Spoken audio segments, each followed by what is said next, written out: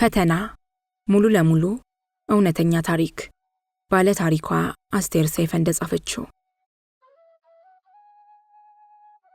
የአባቴን ድርጊት የማዛምደው ከቆሳሰልኩበት የልጅነት ዘመኔ ጋር ነው። ያኔ በእያንዳንዱ የቁስል ጠቃጠቆዬ ላይ እንዳከ የሚጎተኩተኝ ስሜት ነበረብኝ። የቱን አክኬ የቱን። አንዳንዴ በመደዳ እየፈተኩ አካላቴን ለማዳረስ ሞክር ነበር። ወይም ባገኘሁት በድንጋይም ቢሆን ገሌን እዳምጠዋለሁ። አባቴም ነፍሴን አቆሳስሎት የገሌን ያህል ማከኪያ ጥፍር አጣለታለሁ። ትፊልኝ ብሎኝ እምቢ ካልኩት በኋላ ነፍሴን ውሃ እንዳዘለ ቁስል እየነዘነዛት ነው። በየትኛው በኩል ጠብቀው ዱርዬውን፣ ሰካራሙን፣ የመንግስት ሰራተኛውን፣ ፖሊሱን፣ ወታደሩን ነገርና ገንዘብ እያስታጠቀ ይልክብኛል። ፋይዳው ምን እንደሆነ ባይገባኝም እንደ ቄስ ወይም እንደ ኢማም አናታቸው ላይ የጠመጠሙ የሃይማኖት ሰዎችን ሳይቀር በቤቴ ደጃፍ እያስቆመ ነፃነት ሊያሳጣኝ ይሞክራል። በየት በኩል መጥቶ በምን ሊያስጠቃኝ እንደሚችል ሳስብ ግራ አጋባለሁ። ትራፊክ ፖሊሶች ሳይቀሩ ጠቁሞብሽ ነው እያሉ በየአደባባዩ ደጅ ያስጠኑኛል። እኔን ለማሳዘን እህቴን የትናየትን መልሶ ወስዶብኛል። እኔ ጋር ህመሟ ተሽሏት የተረጋጋ ህይወት መኖር ጀምራ ነበር። አሁን ደግሞ ብሎ የፈታሁትን ባሌን ተወዳጅቶ ቅንጅት በመፍጠር ያስጨንቀኝ ይዟል። በእኔና በባለቤቴ መሃል ተፈጥሮ የነበሩት የትዳር ግጭቶች እየተካረሩ መጥተው በ1991 ዓ.ም የመስቀል በዓልን ባከበርን በሳልስቱ የፍርድ ቤት ሰማንያችንን ቀደድን። ከቤቴ ውጭ ያለውን ሀብት ሁሉ አካፍየዋለሁ። ነገር ግን እሱን ሳገባ አባቴ የሰጠኝን ሽጉጥ ጠይቆኝ ሳልሰጠው በመቅረቴ ቅሬታ አሳድሮ ከአባቴ ጋር ተወዳጅቷል። ግንባር የፈጠሩት አባቴና የቀድሞ ባለቤቴ እኔን የሚጎዱበትን እቅድ ሲያወጡ ሰንብተው በአዲስ መልክ ይበጠብጡኝ ያንገላቱኝ ጀመር። አባቴ ቤት ያገለግል የነበረና አባቴ አምርሮ የሚጠላው ፀሐይ የሚባል ሰው ከአንድ ኤርትራዊ ጓደኛው ጋር እኔ ቤት መኖር ከጀመሩ 6 ወር ሆኗቸዋል። እናም ልክ የኢትዮ ኤርትራ ጦርነት በተቀሰቀሰበት ሰሞን ፖሊሶች የመኖሪያ ቤቴን በር አንኳኩተው አስጠሩኝ። ባለቤቷን እንፈልጋታለን። አቤት፣ ምን ተፈጠረ? ችግር አለ እንዴ? ኤርትራዊ ቤትሽ ውስጥ ደብቀሻል። አልደበኩም። ገብተን እንፈትሻለን። ማዘዣ አላችሁ? ይሄኔ ተደናገሩ። ለማንኛውም ማዘዣውን ይዘን እንመጣለን ብለው ሄዶ አልተመለሱም። እነዚህ ፖሊሶች ከወረዳ 25 የመጡ መሆናቸውን በሌላ ቀን መጥሪያ ይዘው ከመጡ ፖሊሶች ተረዳው። ወረዳ 25 ደግሞ አባቴ የሚኖርበት ወረዳ በመሆኑ ሰዎቹ በእርሱ እንደተላኩ ገባኝ። እናም ቤቴ ድረስ መጥሪያ ተልኮብኝ በተባለው ቀን ፖሊስ ጣቢያ ተገኘሁ። ተከሰሻል ስባል ደነገጥኩ። አባቴ በፖሊስ እንደሚጠቀም ባውቅም ከሳሽ ይሆናል ብዬ አልጠረጠርኩም። ደግሞስ በምን ሰበብ ይከሰኛል? በረንዳ ላይ ቁጭ ብዬ የሚሆነውን ስጠባበቅ አባቴ ገባ። ከተል ብሎ ባለቤቴ መጣ። አባቴ ቀጥታ ወደ መርማሪው ቢሮ ገባ። እሱ ሲወጣ እኔ ተጠራሁ። አቶ ሰይፉ የሚባሉ ሰው ሽጉጥ ወስዳብኛለች የሚል ክስ አቅርበውብሻል። የእሳቸው የሆነ መሳሪያ አንቺ ጋር አለ? ነገሩ ተገለጠልኝ። ሽጉጡ አለ፣ ነገር ግን የሰርጌ ዕለት አባቴ ራሱ ለኔና ለባለቤቴ በስጦታ ያበረከተልን ነው አልኩት። አባቴ ስትይ ሰማሁ ልበል? ልክ ነው። ከሰሰሽ ያልከው ወላጅ አባቴ ነው። ፖሊሱ ተገረመ። ታዲያ አባትሽ ከሆኑ ለምን ጉዳዩን እዚሁ ተነጋግራችሁ በሽምግልና አይፈታም? አለ። ተስማማሁ። አባቴም ተጠርቶ ገባ። ባለቤቴም እንደ ጥላ ተከትሎታል። መርማሪው እኔና እሱ የተባባልነውን ነገረውና አባትና ልጅ ከሆናችሁ እዚሁ ብትነጋገሩና በሽምግልና ብትፈቱት ነው የሚሻለው የሚል ሐሳብ አቀረበለት። አባቴ በቁጣ ከመቀመጫው ብድግ አለ። አይሆንም፣ ልጅ አይደለችም፣ እኔ አላውቃትም። መሳሪያዬን ሰርቃለች፣ እሱን ብቻ ትመልስልኝ አለ። እኔም በሁኔታው በስጨት ብዬ ዛሬም ሆነ ነገ ካንተ ሌላ አባት የለኝም፣ አባቴ ስለመሆነ ደግሞ በቂ ማስረጃዎችና ምስክሮች አሉኝ አልኩ። መርማሪ፣ ለምን ጊዜን በእንቶ ፈንቶ ታባክንብኛለህ? መሳሪያዬን የማትመልስ ከሆነ መክሰስ ነው የምፈልገው አልኩህ እኮ። መርማሪው ሳይወድ ይሁን ለማለት ትከሻውን ነቀነቀና እሺ እንግዲህ የከሳሽን ስም ማን ልበል አለ። ብዕሩን ፊቱ ያለ መዝገብ ላይ ደግኖ ከሳሽ እሱ ነው አለ አባቴ ወዳጁ ወደ ሆነው የቀድሞ ባለ እየጠቆመ። ሪፖርት ያደረጉት እርሱ ሆነው ከሳሹ እንዴት ሌላ ሰው ይሆናል? መርማሪው ጠየቀው። አይ እንደሱ አይደለም፣ መሳሪያው በሱ ስም ስለተመዘገበ ከስሙ ይውረድለት። ከዚያ በኋላ የመሳሪያው ባለቤት እኔ ስለሆንኩ ለኔ ይመለስልኛል። እያለ የቢሮው በር ጋር ደረሰ። ቆዩ አቶ ሰይፉ። መርማሪው ከክፍሉ እንዳይወጣ ጠራው። እኔ ቁጭ ብዬ ሁኔታውን እንደ አንድ አስገራሚ ትዕይንት እየተከታተልኩ ነው። አቶ ሰይፉ፣ ለመሆኑ የተባለውን የጦር መሳሪያ ከየት ነው ያመጡት? ፈቃድ አውጥተውበታል? ፈቃድ የሌለው መሳሪያ ይዞ መገኘት በሕግ እንደሚያስጠይቅ ያውቃሉ? አባቴ የሚመልሰው አጣ። ደንግጧል። ሕጋዊ የባለቤትነት ማስረጃ ካላመጡ በሕግ ይጠየቃሉ ብሎ መርማሪው አይኑ ላይ ትኩር ብሎ ሲያየው መዝጊያውን ከፍቶ ወጣ። ፖሊሱ ጉዳዩን በቤተሰባዊ ሽምግልና ቢቋጭ እንደሚሻል ነግሮኝ መሳሪያውን እንዳመጣ አዘዘኝ። እኔም ከሰዓት በኋላ ወስጄ አስረከብኩት። አሁን መሳሪያውን መውሰድ የምትችው ፍርድ ቤት ጠይቀሽ ከተፈቀደልሽ በኋላ ነው ብሎ መርማሪው አሰናበተኝ። የመሳሪያው ጉዳይ አባቴን እንደሚያስጠይቀው እርግጠኛ ነኝ። በዚህ ሰበብ እሱ እንዲጎዳ አልፈልግም። ስለዚህ ከሱ ካልመጣ በቀር ጉዳዩን ላልቀሰቀስ ወሰንኩ። ለእስር ሊዳርገኝ ይችል የነበረውን ጉዳይ እንኳን ትቼለት አባቴ ሊተወኝ አልፈለገም። እኔን ማሳደድ ስራ ሆኗል። ንግዴን ለማበላሸት መሞከር የዘውትር ተግባሩ ሆኖ ቀጥሏል። ቡና ቤት ድረስ ሰተት ብሎ ይመጣል። ካለው ዝቶብኝ ይመለሳል። አንዳንዴ መኖሪያ ቤት በር ላይ በጣም አስጠግቶ መኪናውን ያቆማል። አልፎ አልፎ ትርጉሙ ምን እንደሆነ ባይገባኝም መኖሪያ ቤት በር ላይ የአገር ልብስ የለበሱ ሴቶችን አምጥቶ ያስቆማል። አራባትሽን አንድ በያቸው ብሎ የሚያስጠነቅቀኝ ቢበዛም ተውት ይውጣለት የሚል ብቻ ነበር መልሴ። አባቴ የገዛ ልጆቹን የኔ ጠላት ካደረጋቸው በኋላ የተንኮል ጦሩን እነሱም ላይ ሰብቋል። አብረውት ይኖሩ የነበሩትንና የአንድ አባት ማህበርን መስርት ስላቸው እኔን ገሸሽ አድርገው እሱን የደገፉትን ወንድሞቼን ከቤት ካባረራቸው ቆይቷል። ከእነዚህ ውስጥ አንዱ ዮናስ ነው። የሞተው ከቤት ተባሮ ሲንከራተት በነበረበት ወቅት ነው። እሱ ከሞተ በኋላ አባቴ የተረፉትን መልሶ ሊሰበስባቸው አልፈለገም። እህቴ ንግስት ብቻ እዚያ መኖር አልተከለከለችም። እሷን ብትሆን ሰውነቷ ተቋቁሮ ጉስቁልቁል ብላለች። አሁን የዚያን ቤት ክፉም ደግም የምሰማው ከርሷ ነው። ንግስት ላከችኝ የሚል ሰው ዛሬ በጠዋት መጥቶ ነበር። አባቴ ልኮት እንዳይሆን ስለተጠራጠሩ መጀመሪያ ሁሉዬ ወጥታ አናገረችው። ሁሉዬ ምንድን ነው? ንግስት ምን ፈልጋ ነው ብዬ ስጠይቃት አይ ዝም ብሎ ነው፣ ንግስት እትዬ አስቴርን ሰላም በልልኝ ብላ ልካው ነው ብላኝ ወደ ሌላ ክፍል ሄደች። ዛሬ ሌሊት በህልሜ አባቴ ጥርሱ ወልቆ አይቻለሁ። መጥፎ ፍቻ ያለውና ተረበሽኩ። ምክንያቱም በህልሜ ያየሁት ነገር አፍታም አይቆይም፣ ይደርሳል። ህልሜን በጣም አምንበታለሁ። ቁርስ ከቀማመስንና ቡናችንን ካከተምን በኋላ ሁልዬ እያንገራገረች ወሬ ጀመረች። እንግዲህ አስትዬ ተረጋጊ፣ ከሆነ በኋላ ምንም ማድረግ አይቻልም። ወንድምሽ እንድሪያስ አርፏል፣ እርምሽን አውጪ። ካናቴ እስከ እግር ጥፍሬ በድንጋጤ ተወረርኩ። ለደቂቃዎች ደንዝዤ እንባዬ በጸጥታ ይፈስ ነበር። ቀስ በቀስ ለቅሶዬ ፈነዳ። ምንም እንኳን የእንድሪያስ ባህሪ ከቅርብ ጊዜ ወዲህ የተቀየረ ቢሆንም ወንድሜ ስጋዬ ነውና አለቀስኩለት። እንድሪያስ የተገፋ ልጅ ነበር። የሚያሳክመው አጥቶ ሰዎች እርዳታ ለምነውለት ሆስፒታል እንዳስገቡት ስሰማ ሐዘኔ መረረ። የአባቱ ቤት እያለ እንደ ውሻ ከደጅ መጥቶ መቀበሩ አንጀቴን በላው። ይህም በሰማው በአራተኛው ቀን ንግስት መታ ስለነበረው ሁኔታ በዝርዝር አወጋችኝ። እንድሪያስ እንደ ነገ ሊሞት አባቴ ጉዳይ አለብኝ ብሎ ከቤት ወጣ። የት እንደሄደ ለማንም አልተናገረም። እንድሪያስ ሲሞት ብዙ ሰው ሲፈልገው ቆይቶ ተገኘና ተነግሮት መጣ። ከደብረ ብርሃን ለለቅሶ የመጡትን የእንድሪያስ እናት ቤተሰቦች ለለቅሶ እንዳይቀመጡ ከለከላቸው። ንግስት በምሬት እየተርገፈገፈች ስታወራኝ እንባዋ እየተናነቀ ያስቸግራታል። ይህ አባት አይደለም፣ ሰው ለቀብር በሄደበት ሰዓት የቪዲዮ ፊልም ያይ ነበር። የራሱ አልበቃ ብሎት በነጋታው የምን ለቅሶ ነው እኔ ቤት አይለቀስም ብሎ የእንድሪያስን እናት ሳይቀር እርሟን እንዳታወጣ ከለከላት። ተቃጠልኩ። እትዬ ማርታ ምን እየጠበቀች ነው? ሳሙኤል፣ ዮናስና እንድሪያስ ተከታትለው ሞቱ።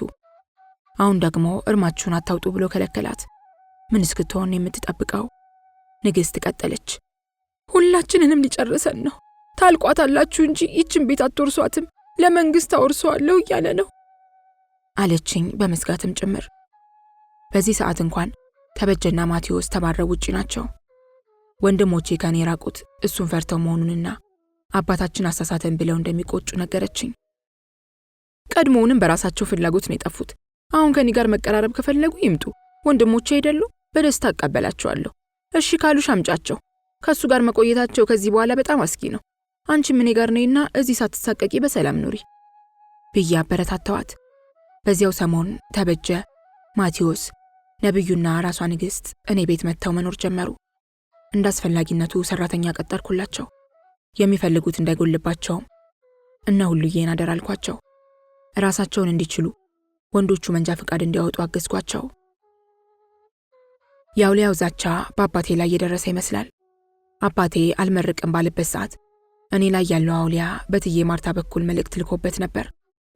በዚህ ቀን በታዘዝከው መሰረት የምትመርቅ ከሆነ ሁሉን ነገር ልናስተካክል እንችላለን፣ ተጡረህም ትቀበራለህ። አይሆንም ካልክ ግን እደጃፍህ 3 ድንኳን እጥላለሁ። ያን ድንኳን ካለፍክ በኋላ ብትጠይቀኝ አታገኘኝም የሚል መልእክት። የአባቴ 3 ልጆች የኔ ወንድሞች ሳሙኤል፣ ዮናስና አንድሪያስ ተከታትለው ሞቱ። አውሊያው መፍረድ በጀመረ በዓመቱ ጥር 12 ቀን መጥቶ ባልጠበቅኩት ሰዓትና ሁኔታ ህዝቡን ተሰናበተ። እንዲህ በቀላሉ የሚተወኝ አልመሰለኝም ነበር። አውሊያው ከኔ ላይ መውረዱን ሲነግሩኝ አላመንኩም። አብዛኛው የቤቱ ሰው ግን በጣም አዝኗል። ግን ምን ብሎ ተሰናበተ ብዬ ጠየቅኳቸው። እኔ ቃሌ ደርሷል። አውሊያ ከአባት ወደ ልጅ ሲመጣ ካልተመረቀ ልክ ስለማይሆን እዚህ ተዳርሰናል። ከዚህ በኋላ አባቷና እሷ ካልተስማሙ በቀር ለፍርድ ተመልሼ አልመጣም ማለቱን ነገሩኝ። ይህ የተፈጸመው ለሚካኤል ድግስ የተጣለው ድንኳን ውስጥ ነው። ልክ የ20 ዓመት እስራቱን ጨርሶ ከከርቸሌ እንደሚወጣ እስረኛ እፎይታ ተሰማኝ። በጥልቅ ደስታ ያገኘሁትን ሰው ሁሉ እየሳምኩ እያለሁ ያቺ ከቤተ ክርስቲያን አንስቼ አሳድጌ አስተምሬ በክብር ድሬ ብዙ ውለታ የዋልኩላት መልእክት ደበሌ እየተንሰቀሰቀች እግሬ ላይ ተደፋች። ግራ ገባኝ። ይቅር በይኝ አስትዬ፣ በድዬሻለሁ፣ እባክሽ ይቅር በይኝ። ቀና ብዬ ዙሪያ ያለውን ሰው በጥንቃቄ ተመለከትኩ። መልስ የሚሰጠኝ ሰው አላገኘሁም። ይቺ ልጅ ወልዳለች። ልጇ ከተወለደበት ቀን አንስቶ ሰውነቱ ቆሳስሎ ለድፍን 2 ዓመት ስቃይ ላይ ነው። ሌት ተቀን ማልቀስ ነው፣ እረፍት የለውም። እሷና ባለቤቷ በየቀኑ ሕፃኑን ይዘው ከአንድ ሐኪም ወደ ሌላ ሐኪም ቤት መንከራተቱ አስመርሯቸዋል። መፍትሄ የሌለው መሆኑ ደግሞ አስጨንቋቸዋል። ተስፋቸውን አመንምኖባቸዋል። ችግሩ ከቤተሰብ አልፎ ለሐኪሞችም ግራ የሚያጋባ ሆኖባቸዋል። እናም የሕፃኑ ወላጆች ጭንቅ ጥብብ አሉ። ወይ ሞቶ እርማቸውን አላወጡ፣ ወይ ድኖ ከዚህ ስቃይ ያልገላገላቸው። ሌት ተቀን መጨነቅ መሰቃየት ብቻ። ከዓመት በፊት አፍንጮ በር ሳለን በአንቺ ላይ የመግደል ሙከራ ፈጽሜ ነበር አለች ምልዕት እግሬ ላይ እንደተደፋች። እንዴት? ለምን? በምን? ተንተባተብኩ። በወቅቱ አንድ አውሊያ ቤት ብሄድ መድኃኒት ሰጡኝ። ግማሹን በፀጉር ቂቤ ለውሰሽ ፀጉሯን ቀቢያት፣ ግማሹን በሻይ አጠጫት ተብዬ እንዳሉኝ አደረግኩሽ። አንቺም የምግብ መመረዝ ተብሎ ለብዙ ጊዜ ታመምሽ እኮ። አንቺ መድኃኒት አጠጥተሽ ልትገይኝ ሞክረሽ ነበር። በዝምታ ቀርቅራ ማልቀስ ያዘች። አስታወስኩት። ልክ ናት። ከገጠር የመጣ ንጹህ ቅቤ ነው ብላ ፀጉሬን ከቀባችኝ ወዲህ ታመሜ ሆስፒታል ተኝቼ ነበር። አሁን ያ ሁሉ አልፎ ልጅ ያለ ኃጢአቱ በጸና ታሞ ስቃይ ሲበዛበት ጊዜ ልጄን አድን ብዬ እንደገና አውሊያ ቤት ዘንድ ጎራልኩ። ያቺ መድኃኒት ያጠጣሻት ሴትዮ ይቅር ካላለችሽ በቀር ልጅሽ በምንም ተአምር አይድንም። ሂጂና ይቅርታ ጠይቂያት አሉኝ ባለ አውሊያው። አስትዬ፣ ለዚህ ምንም የማያውቅ የዋ ፍጡር ስትይ እባክሽ ይቅር በይኝ። ቤተሰቦቼም እንቱፍቱፍ ካላልሽላት ልጇ እንደማይድን ተናግሯታል ሲሉኝ ይቅር ለእግዚአብሔር ብዬ እንቱፍቱፍ አልኩላት። ልጇም ሰዎች ሰብስቤ ጸሎት ካደረግንለት በኋላ ሙሉ ለሙሉ ከህመሙ ተፈወሰ። ለምልዕት ይቅርታ ማድረጌ ያልተለመደ ይመስል ይሆናል፣ ግን አይደለም። እናቶች መዳኘት ያለባቸው በእናቶች ነው የሚል እምነት አለኝ። ይህን የማውቀው ደግሞ በሌሎች ሳይሆን በራሴ ውስጣዊ ስሜት ነው። ልጄ ሩታ እንደ ምልዕት ልጅ በጠና ታማብኝ ቀርቶ ለሆነ ጉዳይ ላፍታ ከቤት ወጣ ካለችም ቀልቤ ከሷ ጋር ነው። ተመልሳ ጎኔ እስክትሸጎድ ድረስ አልረጋጋም። ገና ለገና ስጋት ይበሳስከኛል። ስልክ ሲጠራ፣ መልእክተኛ ሲመጣ፣ አምቡላንስ ሲጮህ ብትት ብትት እላለሁ። ምልዕትም መዳኘት ያለባት ይህን ስሜት በማውቀው በኔው ነው። ይቅርታ ያደረኩላትም እናት በመሆኗ ነው። ልጇ ከስቃዩ ተገላግሎ እንደ ጥጃ መቦረቅ ሲጀምር እንኳን የእሷን ያህል ተደስቻለሁ። እናት ነኝና። እናት መሆንን ከእናት በላይ ከቶ ማን ሊያውቀው ይችላል? ምልዕትም ድንኳን ውስጥ በተሰበሰበ በዚያ ሁሉ ሕዝብ መሃል ተገኝታ ከዓመታት በፊት የፈጸመችውን ይህን ኃጢአቷን አፍረጥርጣ በድፍረት ለመናዘዝ የበቃችሁ እኮ እናት ሆና የእናትነት ተፈጥሯዊ ስሜቷ የገባት ጊዜ ነው። እናት ስትሆን ከገዛ ራሷ የህሊና ቁስል በላይ የልጇን በበሽታ መማቀቅ የማትችለው የማትቋቋመው ሸሽታ የማትሸሸው ፈተና ሆነባት። እናትነት በራሱ ከባድ ፈተና ነዋ። እኔ ስለ ሩታ ብዙ ፈተና አይቼ የለ። ለሩታ ስል ምን ያልሆንኩት ነገር አለ? ስለ ሩታ ብዙ ባክኛለሁ። ስለ ሩታ ብዙ ነገር ሆኛለሁ። ልጄ ሩታ በልጅነቷ ቆርቆሮ እየደበደበች መዝፈን ትወድ ነበር። እኔ የሚታየኝ ልጄ ራሷን እያስደሰተች መሆኑ ነው። ትምህርት ቤት የወላጆች ቀን ላይ ድምፅ ማጉያ ይዛ መዝፈን ስትጀምር ይህም የልጅ ምርጫ ስለሚመስለኝ ደስ ይለኝ ነበር። ቲያትርም እኮ ትሰራለች፣ ከተፎ ልጅ ኩራት ይሰማኛል። ይሄ የልጅነት ምርጫ የመሰለኝ ጉዳይ ስር እየሰደደ ግጥም ወደ መጻፍ አደገ። ይህን እናትነቴ ስጋት ውስጥ ከተተኝ። ምርጫዋ በእናትነት አይን ሲታይ ጥርጣሬ ያጭራል። ትምህርቷስ? ዘላቂነት ያለው ትምህርቷስ? በእርግጥም እንደፈራሁት ትምህርቷ እያሽቆለቆለ ውጤቷ እያዘቀዘቀ መጣ። የቤት ውስጥ አስጠኝ ቀጥሬ ትምህርቷን ጠበቅ እንድታደርግ መከርኳት። እናትነት ብዙ ስጋት ነው። ለአቅመ ሔዋን የደረሰች ሲመስለኝ ደግሞ ሌላ ስጋት። እሷ የደረሰችበት ዕድሜ ላይ ስደርስ ያጋጠመኝን ሁሉ አስታውሳለሁ። ሌላ ስጋት። መጽሔቶች፣ ጋዜጦችና መጽሐፍትን አንብቤ ጥሩ መረጃ ካገኘው ሰጥቼ አንብቤ እውላታለሁ። ምን እንደተማረችባቸው ጠይቃታለሁ። እንወያያለን። ባለ ታሪኮቹ በወንዶችና በጓደኞች እንዴት እንደተሳለሉ እንነጋገራለን። እማዬ ይህ እኮ ብላ ከምገምተው በላይ ማወቋን በሚጣፍጠው አንደበቷ ትተነትንልኛለች። ያኔ የሚሰማኝ እፎይታ እናት ነኛ። ሌላ የዕድሜ ክልል ጊዜውን ጠብቆ ሲመጣ ሌላ አዲስ ስጋት ይወርሰኛል። የትምህርት ቤት ጓደኞቿ ወደ ተለያዩ መዝናኛ ቦታዎች ሄደው አንቺ ቀረብሽ እንዳይሏት ከ12 ዓመቷ ጀምሮ ምሽት ቤት ይዣት ሄድ ነበር። እዛ ስለሚጨፍሩት ሴቶች እነግራታለሁ። ማታ ማታ መንገድ ላይ ቆመው ወንዶችን ስለሚጠብቁ ሴቶች አይታ ስትጠይቀኝ መጀመሪያ ትምህርታቸውን አጥብቀው ባለመያዛቸው ወይም በሌላ ችግር ላይ ወድቀው ለዚህ ሕይወት ተዳረጉ እላታለሁ። ምንድን ነው የሚጠብቁት? ገንዘብ ፍለጋ ወንዶችን ነው የሚጠብቁት። እናት ነኝና በሕይወቴ ያጋጠመኝን እንቅፋት ሁሉ ከእሷ ፊት ላይ ለማግለል ሞክራለሁ። ስጋት ስጋት ስጋት። እቤት ውስጥ ከበቂ በላይ ሰራተኞች ቢኖሩም የሥራን ክብር እንድታውቅ ከሕፃንነቷ ጀምሮ የተለያዩ የቤት ውስጥ ሥራዎችን እንድትሠራ አደርግ ነበር። ተፍ ተፍ ስትል እኔ ባልኖርም እያልኩ ራሷን ስትችል ታይቶኝ እፎይታ ይሰማኛል። እፎይታዬን ሌላ ስጋት ሊረታው። እናት ነኛ። 9ኛ ክፍል ላይ ከትምህርቷ ወደቀች። ያ ሲገርመኝ ትምህርቷን መቀጠል ሳትፈልግ ቀረች። እግሯ ላይ ወድቄ ተጨማሪ 1 ዓመት እንድትማርልኝ ለመንኳት። ችግሯ እኔን ከብዶ አጎበጠኝ። እናት ነኛ። እርግጥ በቋንቋ ትምህርት ተወዳዳሪ የላትም። የፀጉር ሥራ፣ የምግብ ዝግጅት፣ ቪዲዮግራፊ ስትማር ውጤቷ ቀዳሚ ከሆኑት ተርታ ነበር። እኔ ይህን ብቃቷን ስለማወቅ ተማሪ እላታለሁ። አትሰማም። እንዲያውም ወሬዋ ሁሉ ስለ ሙዚቃ ብቻ ሆነ። እንቅፋትነቱ ታይቶኝ ሙዚቃን ጥለት። አንድ ቀን ደግሞ በቴሌቪዥን ግጥም ስታነብ አየኋት። ጉድ! ትምህርቷ ላይ የተጋረጠ ጠላቷ ጠላቴ። ሌላ ጊዜ ደግሞ ተደብቃኝ የሰራችው የቴሌቪዥን ማስታወቂያ ተላለፈ። የማይታገሉት ጠላት ሆነብኝ። ደግሞ ሌላ ስጋት። ቲያትር እሰራለሁ እያለች በየአካባቢው መዞር ጀመረች። አጋሮ፣ አዋሳ፣ ወንጂ፣ ሻሸመኔ፣ ናዝሬት፣ አሰላ፣ አሩሲ። እንዴት ይህን ያለ ርቃ ስትሄድ ያስችለኝ? አብሬያት እየሄድኩ ቲያትሯን ስትጨርስ ተቀብዬ ወዳረፍንበት ሆቴል። እናት ነኛ። ደግሞ ስለ HIV ዘፍናለሁ ብላ ተነሳች። እሷ ተነስታ እኔ እንዴት ልቀመጥ? አብሬያት በየትምህርት ቤቱ ዞራለሁ። ፀሐይ፣ ዝናብ ምን ሊያስቀረኝ? እናት አይደለሁ?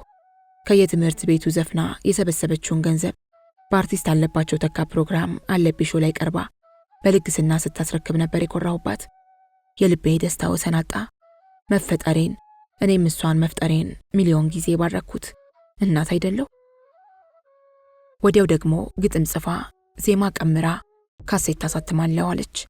በየትኛው ድምፅሽ አልኳት። ተስፋ ላስቆረጣት። ባለው ብላ እምቢ አለችኝ። መከርኩ፣ አስመከርኩ። በዘፈን እንኳን አትምጡብኝ አለዚያ ራሴን ሰቅላለሁ ብላ ዛተች። ድርቅ ማለቷ ኃይለኛ ስጋት አጫረብኝ። ብዙ ገንዘብ አውጥቼ ለወራት በሄደችበት እየሄድኩ በዋለችበት እየዋልኩ በመጨረሻ ካሴት አሳተምኩላት። ደስታዋ ጣሪያ ነካ። ፖስተሯን ስታይማ ግርም ብሎኝ በትዝብት ትመለከታት ነበር። ሰው ጥሩ ነገር ሰርቶ እንዲህ ቢደሰት ጥሩ ነው እያልኩ። ካሴቷ አልተደመጠላትም። ለእኔ ደስታ ሆነ። ጨርሶ ከእጄ ታመልጥ የነበራ እናት አይደለሁ? እናስ ምልዕት እናት ስትሆን ጥፋቷ መናዘዟ ይሄ እናትነቴ ጠበቃ እንደሚሆን አተማምን አይደል? በእርግጥም እናትነቴ ለእናትነቷ ጠበቃ ሆኗታል። የተጠየቅኩትን ይቅርታና እንቱፍትፍታ ሰጥቻታለሁ። ይቅርታ ማድረግ ያቃተኝ ቀጥሎ ለሰማሁት ታሪክ ነው። ካፍንጮ በር ድረስ ይዣት መጥቼ ልብስ እያጠበች እኔ ጋር ልክ እንደ ቤተሰብ እየኖረች ረዳት የነበረች ልጅ በኋላ እንደነገረችኝ ቁልፎችን እየሰረቀች ጌጥም ገንዘብም ሌላም ዕቃ ስትሰርቅ ይኖራለች። በዚህ ሳትጸጸት ጭራሽ ከገዛ ባለቤቴ የወለደች። ከባለቤቴ ስለመውለዷ ምንም ሳልጠራጠር እንኳንም የወለድሽ በድሎ ያድጋል ብዬ ልጇን ክርስትና ከማስነሳት አልፎ ከሌሎች ሕፃናት ጋር ተንከባክቤ እያሳደግኩት ነበር። ታዲያ እሷን በተሯ በድዬሻለሁና ይቅር በይኝ እያለች ይህን ለሰሚ እንኳን የሚዘገንን ጉድ ስትነግረኝ ጨርቄን ጥዬ ማበድ ሞከረኝ። ከመሬት አንስቼ የረዳኋቸው ሰዎች ዋነኛ ጠላት የሆነው ሲገኙ በአውሊያው ስንበት የተደሰትኩትን ያህል እርር ትክን ብዬ ስንገበገብ ከረምኩ። ማን ይታመናል? ሰው እንዴት ጠላቱን በጉያው ሸጉጦ ይኖራል? ምን አለ ያኔ እነማዬ ሲመክሩኝ ምክራቸውን በሰማሁ። እንዴት እጄ እሳት ሆኖ መልሶ ያቃጥለኛል። ነገር ግን ስበደልና ሳለቅስ በማደጌ ምክንያት ዛሬም ያው ነኝ። ሰው መጥቶ ተቸገርኩ ብሎ ሲያለቅስ አያስችለኝም። ዛሬም ሰው አልቅሶ ያሸንፈኛል። እኔ የማለቅሰው እውነተኛ እንባ ነውና ዛሬም ያለቀሰ ሁሉ ከምሩ ካንጀቱ ይመስለኛል። እንግዲህ ትዳሬን ካፈረሱ ምክንያቶች ዋነኛዎቹ እነዚህ የቤቴ ጉዶች ናቸው። በጊዜው በርካታ ሰዎች ባሌን በመፍታቴ እኔን እንደ ጥፋተኛ ቆጥረው ለእርሱ ተደርበው ፈርደውብኝ ነበር። አሁን ግን መድኃኔዓለም አባቴ ጊዜውን ጠብቆ እውነቱን ይፋ ወጣው። እውነቱ ተደብቆ ባለመቅረቱ ብደሰትም ያመንኩት ባለቤቴ በእኔ ላይ በፈጸመው ከባድ ክህደት ልቤን ከማቁሰሉን ባሻገር በሀፍረት ኩምሽሽ አድርጎኛል። ከልጅነቴ አንስቶ እስከ መጨረሻ የሚዘልቅ አንድ የተቀደሰ ጋብቻን እመኝ ነበር። አልሆነም። 6 ከዚያ በላይ ልጆች ወልጄ የማሳደግ ጽኑ ፍላጎትም ነበረኝ። ለዚህም አልታደልኩም። ጥርሴን ነክሼ በትምህርት አለመግፋቴም ሌላው ዕድሜ ልክ ሲቆጨኝ የሚኖር ነገር ነው። አውሊያው ተሰናብቶኝ ሲሄድ ፍርድ ፈልገው ወይንም አውሊያው ሊያገለግሉ እቤት የከረሙ ሰዎችም ተሰናበቱ። ሁሉዬ አውሊያው ቤተክርስቲያን የምትሄዱ ሄዱ፣ የምትቆርቡም ቁረቡ ብሏል ብላ ሁሉንም ሰው ካሰናበተች በኋላ እሷም ተሰናብታኝ ነበር። ሁሉዬ ቤቷንም ንብረቷንም ጥላ የኔ እስረኛ ሆና ለዓመታት አገልግላኛለች። እሷን እንደ ማንኛውም ሰው እንዲሁ ማሰናበት ልክ አይሆንም። በፍጹም። ሁሉዬ የማልሰርዘው ውለት አላት። አውጥቼ አውርጄ የማደርግላት ነገር ጠፋኝ። ከዚህ በፊት የከፈትኩላትን ምግብ ቤት ሆነ ብላ አዳክማ ዘግተዋለች። ለክፋት ሳይሆን ከኔ መለየት ስለማትፈልግ። አሁንም ሌላ አማራጭ ባጣ ከኔ ቤት 300 ሜትር ርቀት ላይ ቦታ አግኝቼ የገዛሁትን ቤት ልሰጣት ወሰንኩ። ሰዎቹ ቦታውን ይሸጡልኝ ግማሹን ቆርሰው ነበር፣ ያውን በእምነት። የቤቱን ካርታ እስካሁን አልተረከብንም። ጥቂት ወደ ውስጥ ገበያ ያለ ቢሆንም ለመኖሪያ ጥሩ ነው። 2 ክፍል ቤት፣ መጸዳጃ ክፍልና ማድ ቤት አድርጌ ያስገነባሁት። ሞቅ ሞቅ እስኪል ጠባቂ ቀጥሬ እንዲያድርበት አደረግኩ። አካባቢው ሲደራ ግቢበት አልኳት። እምቢ ሆነ መልሷ። ምን ነው እዛ ጭቃ ሰፈር? እኔም አንቺም እዚህ ሰፈር ስንመጣ ጭቃ አልነበረም? እምቢ ድርቅ አለች። እሷ ብትደርቅም ለቤተሰቦቿ ይሆናል ብዬ ተስፋ አደረግኩ። አጋሩ ይኖሩ የነበሩ እናቷና 3 ልጆቿ መጥተው እዚሁ እኔ ጋር ናቸው። እሺ አንቺ ካልፈለግሽ ማማና ልጆችሽ ይኖሩበት አልኳት። አይቻልም፣ እዚያ ጭቃ ሰፈር አይገቡም። ለምናልባቱ ብዬ ዕቃ በማሟላት መኖሪያ ቤቷን ሱቅ አደረግኩላት። ቅቤውም ዘይቱም ሳይቀር ሁሉም ተሟልቷል። ሁሉዬ ግፊቴ ሲበዛባት እሺ ብላ ብትገባም ወር እንኳን የሰራችበት አይመስለኝም። ከስሮ ተዘጋ። አሁንም አውጥቼ አውርጄ የሁሉዬ እህት ድንበሬ ሱቁን እንድትሰራበት ጠየኳት። ድንበሬ እኔ ጋር ምግብ ቤት ውስጥ ነው የምትሰራው። ሁሉዬ ግን እሷም እኮ አንቺ ጋር መታ ነው ከበሽቷ የተፈወሰችው፣ ስለዚህ ታገልግልሽ እንጂ አለች። የእሷ ሳያንስ በቤተሰቦቿ ላይ ሁሉ መፍረዷ ግራ አሰኝቶኝ ጠበቅ አድርጌ ልይዛት ስላመረረች፣ እኛ ምን አድርጊልን አልንሽ? ከበድንሽ? አንቺም አገልግል ነው የምንፈልገው ብላ አለቀሰች። በይተዩ አልኳት። እኔ እኮ የተጨነቅኩት የራስሽ ኑሮ እንድትኖሪ ነው። እስከ መቼ የሰው ኑሮ እያሞቅሽ ተሳቀሽ ትኖሪያለሽ ብዬ ነው እንጂ ከበዳችሁኝ አላልኩም። ታውኳት። እሷም ቤቴንም ንግድ ቤቴንም ቀጥ አድርጋ ይዛ ማስተዳደሯን ቀጠለች። እንግዲህ እኔም ልክሳት ይገባል ብዬ ልጇን ራሱን ለማስቻል ፍላጎቱን ጠይቄ በውድ ዋጋ የእንጨት ማሽን ገዛውለት። ለጥቂት ወራት ተፍጨርጭሮ ካጠገቤ ተመሳሳይ ሥራ ከፍተው አከሰሩኝ በማለት እንጨት ቤቱን ዘጋው። ከዚያም በኋላ ሲያውደለድል ከሚውል ብዬ ወጪውን ሁሉ ሸፍኜ ዲኤስቲቪ ያስገጠምኩለትና በሳንቲም እግር ኳስ ጨዋታ እያሳየ ከሴት አያቱ ጋር እንዲኖር አደረግኩ። አሁን ከአውሊያው ጋር የተያያዘው ነገር ዱካው እየጠፋ ነው። ከልከላዬ ከላዬ ላይ ወርዷል። የትም ልድረስ ብል የሚከለክለኝ የለም። በእርግጥ አንዳንዴ ሁሉ እየደመ ነፍሷ እየነገራት ነው መሰል ዛሬ ከቤት ባትወጪ፣ ዛሬ እንዲህ ባታደርጊ ትለኛለች። ነገር ግን አሁን እንደ በፊቱ በአጉል ሰዓት አጉል ቦታ ላይ አልወድቅም። እንደ ልቤ ተሯርጬ እሰራለሁ። በቁም እስረኛነቴ ምክንያት የባከነውን ጊዜን ለማካካስ የምጥር እስኪመስለኝ ድረስ በታደሰ ጉልበት እሯሯጣለሁ። ክብር ምስጋና ለፈጣሪ ኩሉ ዓለም። የኋላ ጊዜ ሕይወት ጨርሶ አይተውም ማለት ነው። እንጃ ብቻ አያቶቼ ጠጅ ነጋዴዎች ስለነበሩ የማሩ የሰፈፉ የጌሾ ሽታ ተዋህዶኝ ይሆናል። በዚያ ላይ ያኔ ሥራ ስጀምር የቀጠሩኝ የዜድ ሆቴል ባለቤት የሚዘነጉ አይደሉም። ሙያን የቀሰምኩት ከሳቸው በመሆኑ መመስገን ይገባቸዋል።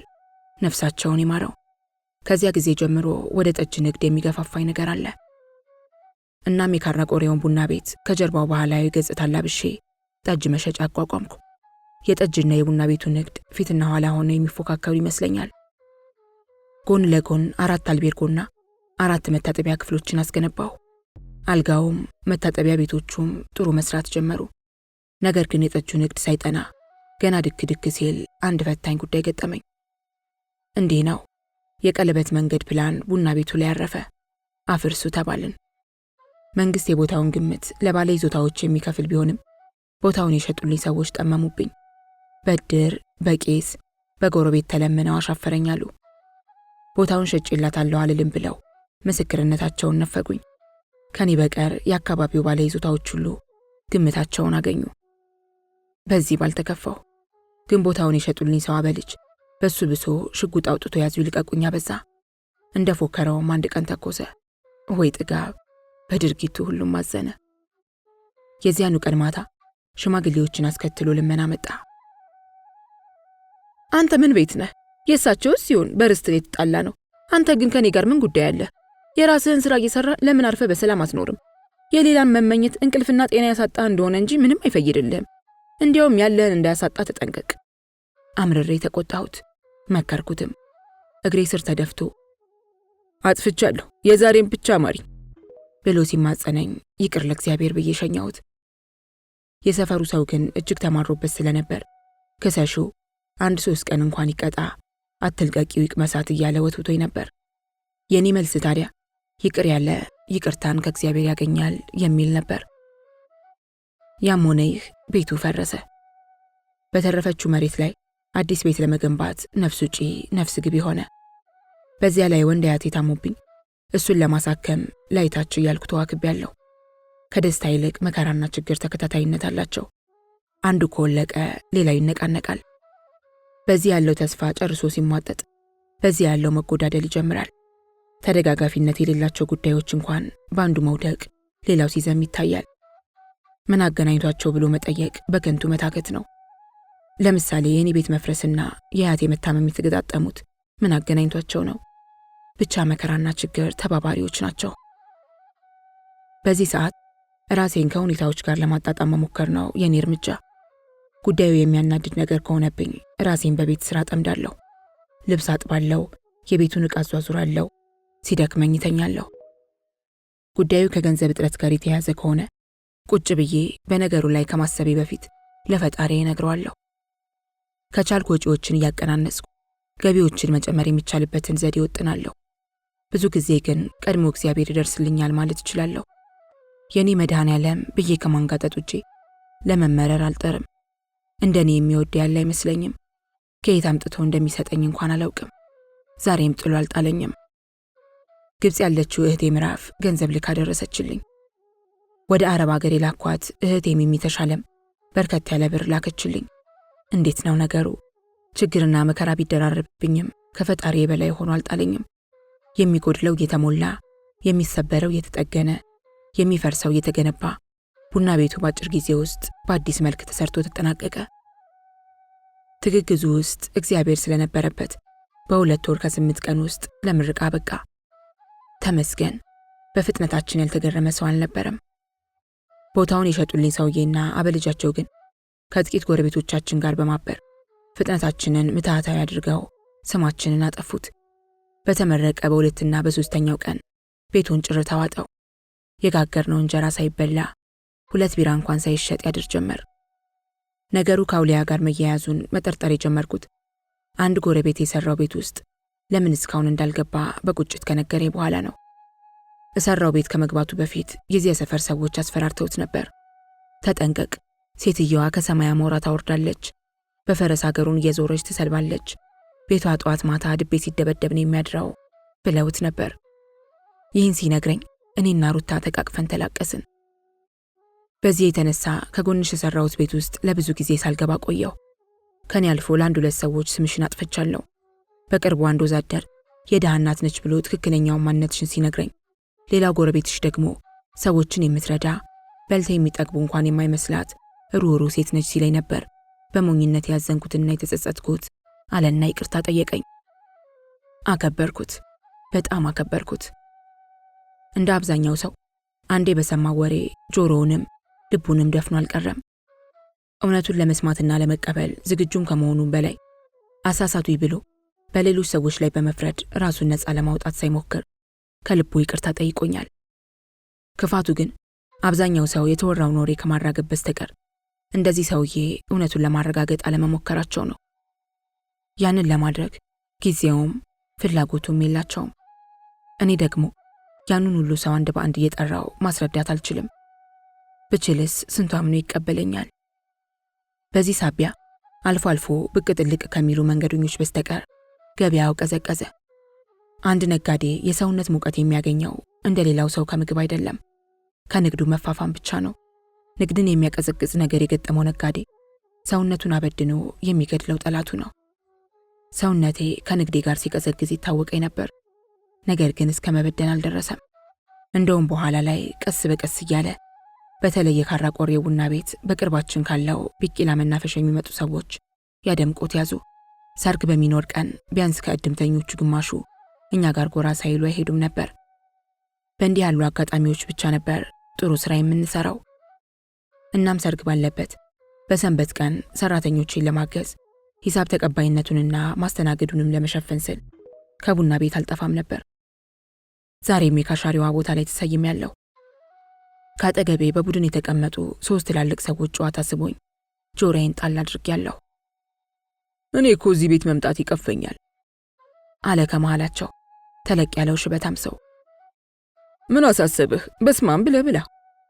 ሌላው የጠቀለለውን ጉርሻ ወዳፉ እየሰደደ ተናገረ። የመጀመሪያው ሰው የሚጠቀልለው ጉርሻ ላይ አይኑን ተክሎ እናንተ ስላላችሁ ነው እንጂ እኔ እዚህ ቤት መምጣት አልወድም። ሴትዮዋ እኮ በጣም ነው የሚወራባት። ድፍን የመርካቶ ነጋዴ ማደሪያው እሷ ቤት ነው። በስልጣኑ ስጋት የገባው ባለስልጣን ሳይቀር እሷ ጋር ይመጣል። እየበሉ ወሬውን እያሟሟቁት ቆዩ። በልተው እንደጨረሱ አጠገባቸው ሄድኩኝ። ጨዋታችሁ ስቦኝ ነው፣ መቀላቀል ይቻላል? በደስታ። ወንበር አቀረቡልኝና ተቀመጥኩ። እዚህ ቤት ስላለችው ሴትዮ በትክክል ታውቃላችሁ? አናውቅም። ኧረ አናውቅም፣ የሚወራውን ነው እንጂ። አንቺስ የምታውቂው ነገር አለ? ጠየቀኝ አንደኛው በጣም መጓጓቱ እያስታወቀበት። አውቃታለሁ፣ የመጣሁትም ስለሷ ትክክለኛውን ነገር ልነግራችሁ ነው። ጉጉታቸው ጨመረ። የምትሏት ሴት እኔ ነኝ ስላቸው ሁሉም ደነገጡ። ሲርበተበቱ አይቼ በሆዴ ያልተረጋገጠ ወሬ ማውራት ትርፉ መሸማቀቅ ነው አልኩኝ። አረጋጋኋቸውና ሁሉንም ታሪኬን ከአውሊያ ጋር እንዴት እንደተገናኘውና እንደተለየው ዘርዝሬ ነገርኳቸው። ይህ የተዘጋ ታሪኬ ዛሬም ድረስ ቅጽል ስም የሆነው መቅረቱን አስረዳኋቸው። 3ቱም አንገታቸውን ደፉ። አንደኛው ይቅርታ አድርጊልን ባለማወቅ ነው ሲል፣ የተቀሩትም ይቅርታ ለመጠየቅ ተበረታቱ። ሰዎቹን አነጋግሬ ከሸኘኋቸው ከጥቂት ደቂቃዎች በኋላ አንድ በጣም ያስገረመኝን ነገር ከእህቴ ሰማሁ። እኔ እኮ እዚህ ቤት መምጣት ይቀፈኛል ብሎ ንግግር የጀመረው ሰው ለካ አባቴ ቤት ተመላላሽ ኖሯል። ይህን ከእህቴ ስሰማ የሰውየው ሁኔታ ምን ያለበት ምን አይችልም እንደሆነ ገባኝ። በሌላ ቀን ደግሞ አያቴ ኦፕራሲዮን ተደርጎ ተሽሎት ከሌሎች ሰዎች ጋር ቡና ቤቱ በረንዳ ላይ ተቀምጦ የሞቀ ጨዋታ ይዟል። ቡና ቤቴን ምቹ የመዝናኛ ስፍራ ለማድረግና የተስተናጋጆቼን ምቾት ለመጠበቅ ስል በር ላይ እንኳን ደህና መጣችሁ የሚሉ እንግዳ ተቀባይ ሐውልቶች አቆሜያለሁ። አንዱ ሐውልት በኦሮሞ ባህል ከዘራ ይዞ ኮፍያ ያደረገ ሲሆን ሌላኛዋ አንዲት ዣንጥላ ይዛ የቆመች ሴት ነች። ሐውልቶቹን በውድ ዋጋ በድንጋይ አስቀርጬ አቆሜያለሁ። ይህን ያዩ 3 ሰዎች አንዱ የዕድር ጸሐፊ ነው። እነዚህ ሐውልቶች አለ ነገር በር ላይ አልተደነቀሩም፣ ገበያ ለመሳብ ተደግሞባቸው ነው አሉ። ከመሃላቸው አንድ ሽማግሌ ደግሞ ቀበል አድርገው ታመልክባቸዋለች። ውቃቢ ሸሽቷት ከሄደ በኋላ እንደ መሳሪያ የምትጠቀምባቸው እነዚህን ሐውልቶች ነው ብለው ሲያስወሩ ወንድ አያቴና ከኛ ቤተሰቦች አንዱ ሰምቷቸዋል። ሰዎቹ የሰፈራችን ሰዎች ቢሆኑም አያቴን አያውቁትም። ልክ እንደሄዱ ነበር ቦታው የደረስኩት። ቅጥል ብዬ በየት በኩል ሄዱ ስል አያቴ ታያቸው፣ ሰው ስም ሳይወጣለት አይቀርም ያለ ነገር ነው በማለት ሊያበርደኝ ሞከረ። እኔ ግን በመኪና ሰፈራቸው ድረስ ተከትዬ ያስኳቸው። በድንጋይ ሐውልት ድግምት ይሰራል ወይ? እኔ አካባቢዬን ለማስዋብ ያደረኩት ነገር ነው። አውሊያነቱም ቢሆን ሳልፈልግ መጥቶብኝ የነበረ በሽታ እንጂ ፈልጌ ወይ ጉትቼ ያመጣሁት ነገር አልነበረም። ውሃ እያጠጣው አሊያም ጡጦ እያጠባው አላሳደግኩትም። አሁንም መድኃኔዓለም ይመስገን ተገላግየዋለሁ። ይብላኝ ለእናንተ። እኔ ምንም አልላችሁም። የኔን ችግር በእናንተም ደርሶ ይዩት ከማለት በቀር ሌላ የለኝም። እንዲህ በግልጽ የምነግራችሁ እንደሌላው ሰው ነገ ሳገኛችሁ እንዳልሰማው ሆኜ ከአንገት በላይ ሰላም ልላችሁ ስለማልሻ ነው። አሁን ሆዴ ሽሯል፣ ደህና ሁኑ ብያቸው ወደ ቡና ቤቴ ተመለስኩ። ሰዎቹ ግን ከዚያች ቀን ጀምሮ ቡና ቤቴ በር ደርሰው አያውቁም። በተመሳሳይ በአንዱ ቀን ቡና ቤቱ ግጥም እንዳለ ነው። በሩ ጋር ጫጫታ ሰምቼ ተንደርድሬ ስወጣ የታመመ ሰው ነው መሰለኝ እንደ ጉድ ይጮሃል። ሁኔታው አስደንግጦኝ በስመ አብ ብዬ አማተብኩ። ይሄኔ የሆኑ ሰውዬ በቁጣ አንቺም በስመ አብ ትያለሽ አስመሳይ፣ ዞር በይ ከፊቴ እያሉ ከፍ ዝቅ አድርገው ዘለፉኝ። የእግዚአብሔር ስም በእኔ አንደበት መጠራቱ እንዴት እንደቀፈፋቸው ያስታውቅ ነበር። ልክ ሰይጣን እንደሆንኩ አትጠጊኝ ብለው ሲጮሁብኝ የተሰማኝን ስሜት እንዲህ ነው ብዬ መግለጽ ይከብደኛል። አውሊያው ተሰናብቶኝ ብርሃን ወጣልኝ ስል በአውሊያው ሰበብ የሚደርሱብኝ የዚህ አይነቶቹ ስፍር ቁጥር የሌላቸው አሳዛኝ አጋጣሚዎች ግን ቀጥለዋል። ብርታቱን ስጠኝ ከማለት ሌላ ወዴት ይኬዳል?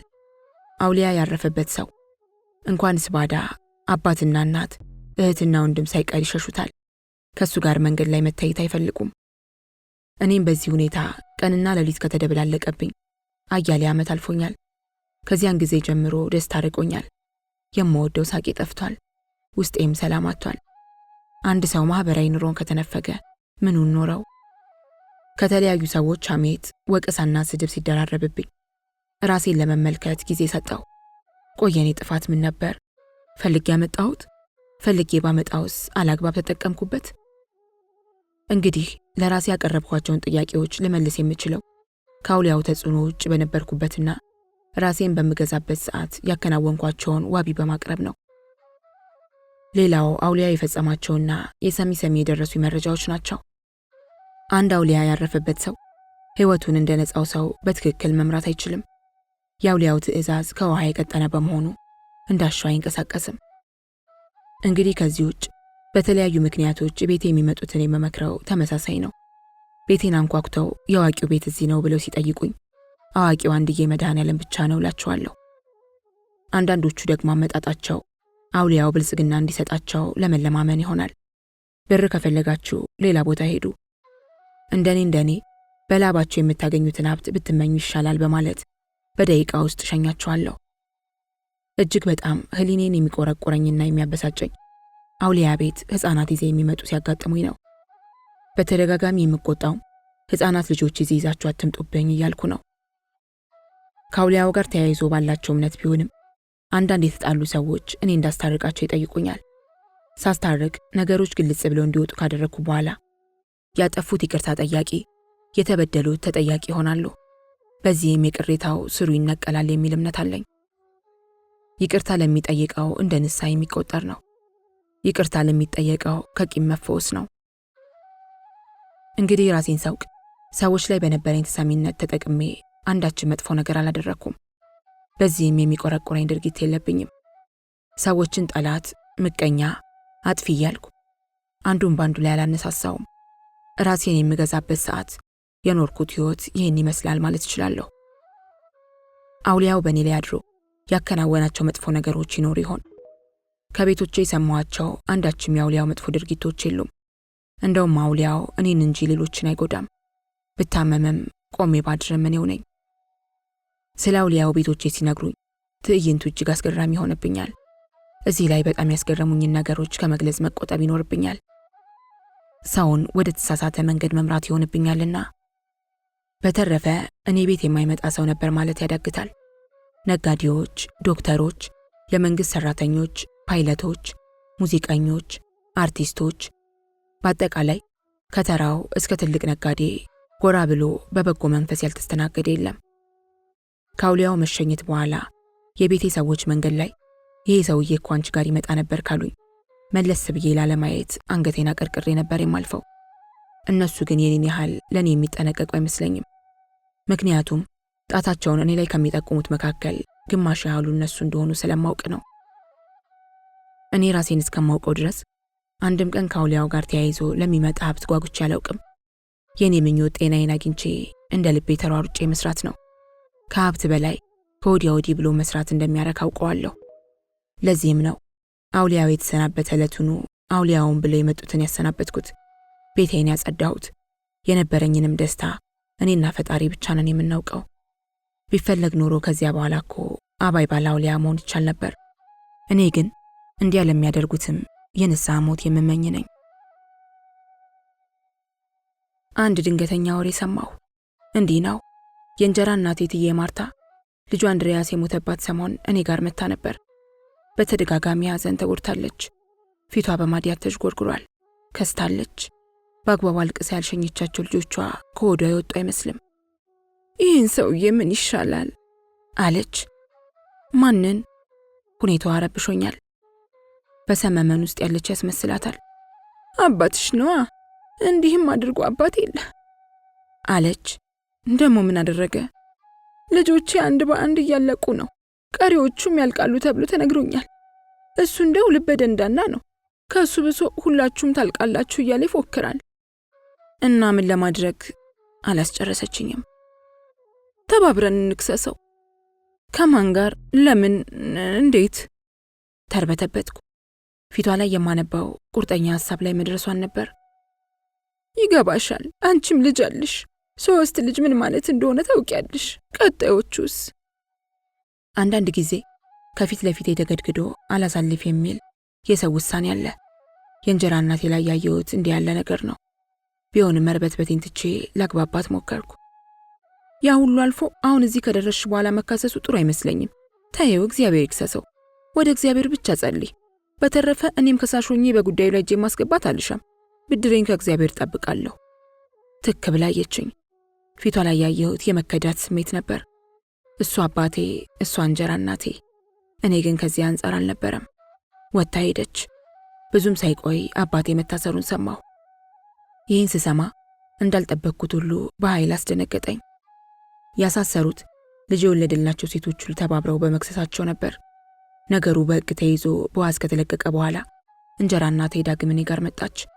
አመጣጧ በጉዳዩ ላይ ልታነጋግረኝ ነበር። ለረጅም ጊዜ ቀድሞ የሚናገር ጠፍቶ በዝምታ ቆየን። በመካከል ሁሉዬ መጣ። ሰው ይፈልግሻል አለችኝ። እፎይታ ተሰምቶኝ ስወጣ አዲስ ሰው አጣሁ። ሁሉዬ ብቻዋን ቆማለች። እኔ ነኝ የፈለግኩሽ አለችኝ ሁሉዬ። ምን ነው ሁሉዬ? በደህና?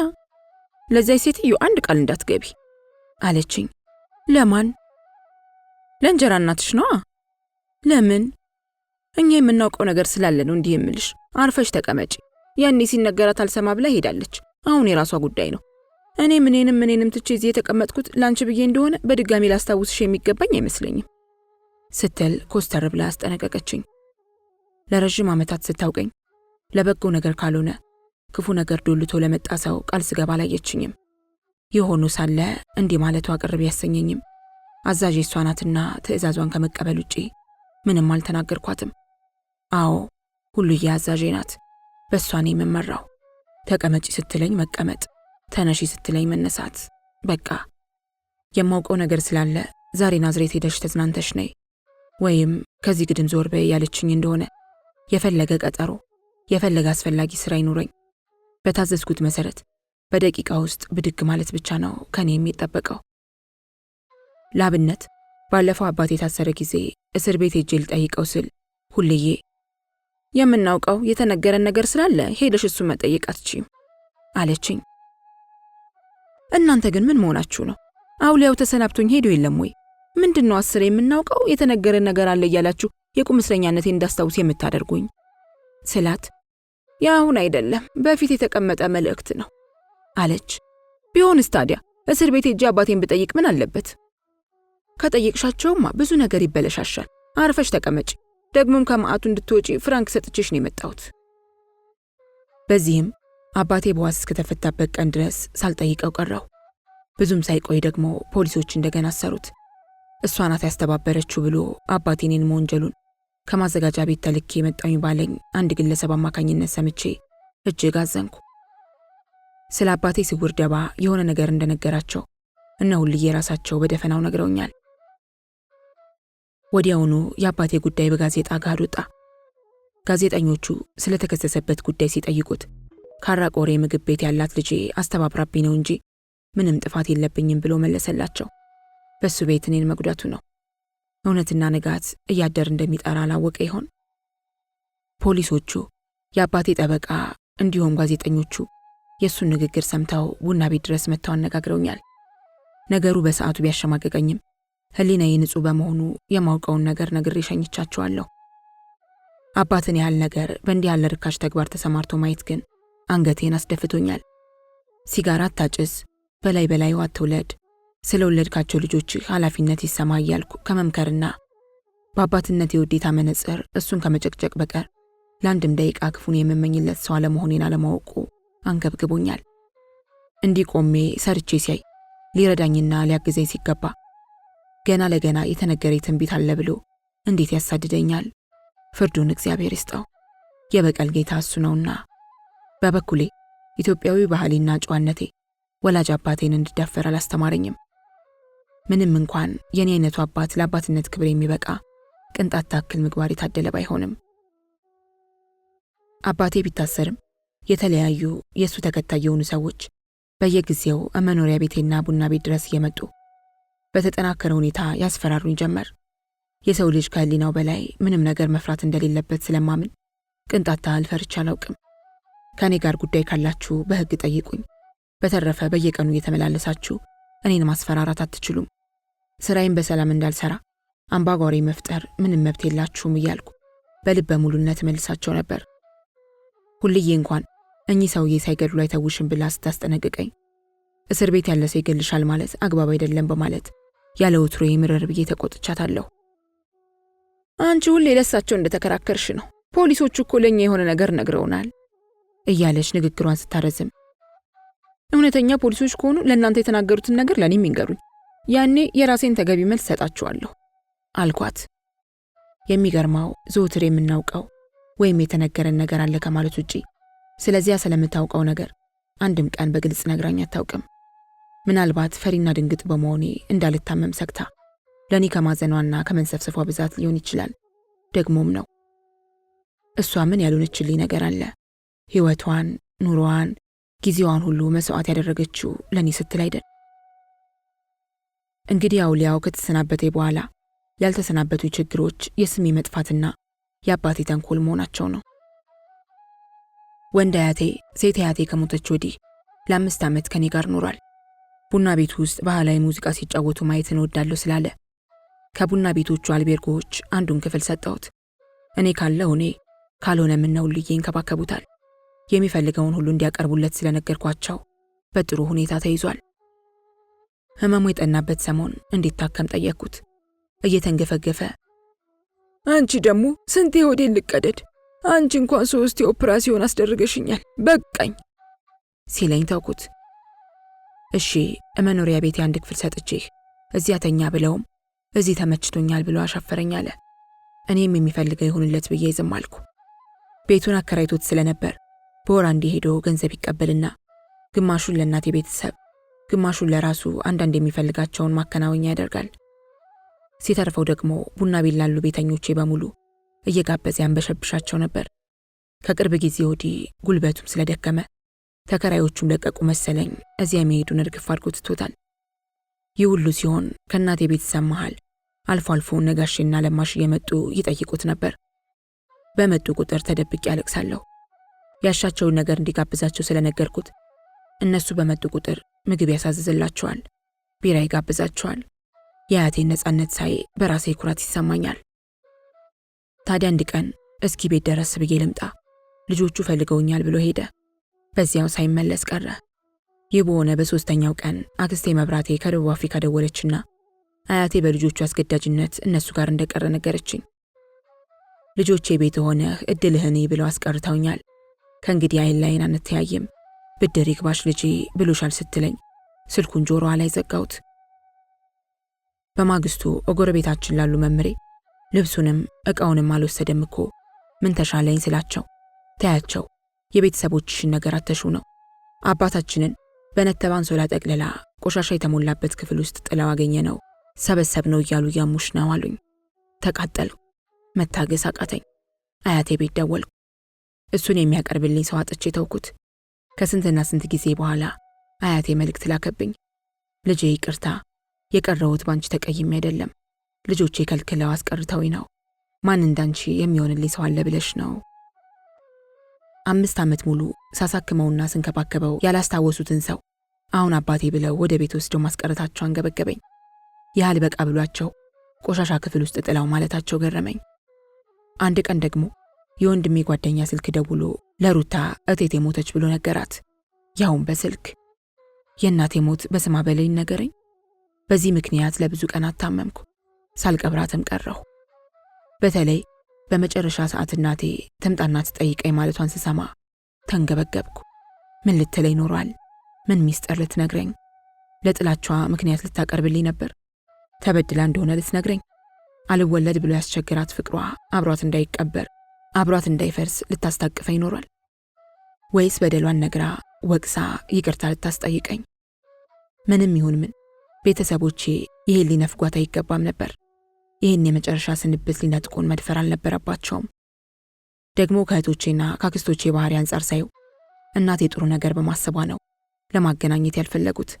እርግጠኛ ነኝ እናቴ በደለችኝ፣ የነፈገችኝ ፍቅር የገፋችኝ ሁሉ ተሰምቷት ይቅርታ ልትጠይቀኝ ነበር። አለቀስኩ፣ መሪርም ባረገፍኩ። ያንን ከልቤ የመነጨን ባይን ከመሬት ውጭ የተቀበሉ አልነበረም። አቀርቅሬ ያነባሁ። ንግሥት እኔ ጋር መኖር ከጀመረች ወዲህ ጤና የላትም። እኔ እንኳን የእሷን ያህል መከራ አልደረሰብኝም። የ7 ወር ሕፃን ሳለሁ ጀምሮ ነበር አያቶቼ ያሳደጉኝ። እሷ ግን በችግር የበሰበሰ ቆጮ እስከ መብላት ደርሳለች። ህመሟ ሲብስባት ሆስፒታል ወሰድኳት። ሐኪሞቹ በደሟ ውስጥ የኤችአይቪ ቫይረስ መኖሩን በሚስጥር አረዱኝ። ደነገጥኩ፣ ታመምኩ። እዚያው አስተኙኝ። ራሴን ያወቅኩት በማግስቱ ከቀኑ 6 ሰዓት ገደማ ላይ ነበር። ከሆስፒታሉ ስወጣ የሰማሁት መርዶ ለንግሥት ላለመንገር ለራሴ ቃል ገባሁ። እስከዚህ ጊዜ ድረስ የልጁ አባት ማን እንደሆነና የት እንዳለ አላውቅም። በኋላ ላይ ወሎ ክፍለ ሀገር እንደሚኖር ለቤተሰቦቹ የመጀመሪያ ልጅ በመሆኑ ታናናሾቹን የሚያስተዳድረው እሱ እንደሆነ ተረዳሁ። አፈላልጌ ያገኘሁት። እሱም ያመው ስለነበር ከሴት ልጃቸው ጋር እኔ ዘንድ መጥተው እንዲኖሩ አደረግኩ። ወንድም እህቶቹንም ሰብስቤ መርዳት ጀመርኩ። እሱም እንዳይሰማው በማለት ቀለል ያሉ ስራዎችን እየሰራ እንዲኖር ጣርኩ። እህቴ በጣም አሳዘነችኝ። እሰፈራችን ያለ ክሊኒክ ሄጄ ሁለቱም መድኃኒት የሚጀምሩበትን ሁኔታ ለማመቻቸት ሞከርኩ። ነገር ግን የሁለቱም CD4 ደና ስለሆነ ለጊዜው መድኃኒት መጀመር እንደማይችሉ ሐኪሞቹ አስረዱኝ።